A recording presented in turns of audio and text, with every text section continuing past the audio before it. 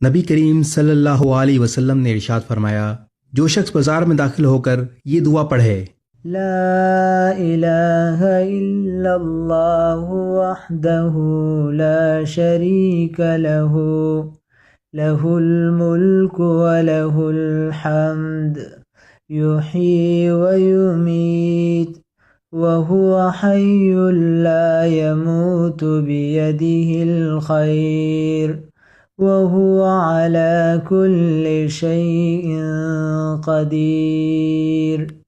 اللہ تعالیٰ کے علاوہ کوئی معبود نہیں ہے، وہی معبود ہے، اس کا کوئی شریک نہیں ہے، اسی کی بادشاہی ہے اور حمد اسی کے لیے مخصوص ہے۔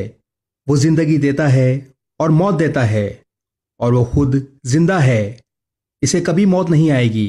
اسی کی دست قدرت میں بھلائی ہے اور وہ ہر چیز پر قدرت رکھتا ہے۔ جو شخص بازار میں داخل ہو کر یہ دعا پڑھے گا، اللہ تعالیٰ اس شخص کے لیے 10 لاکھ نیکیاں لکھ دے گا، اور اس کے 10 لاکھ گناہ معاف کر دیے جائیں گے، اور اس کے 10 لاکھ درجات بلند کر دیے جائیں گے۔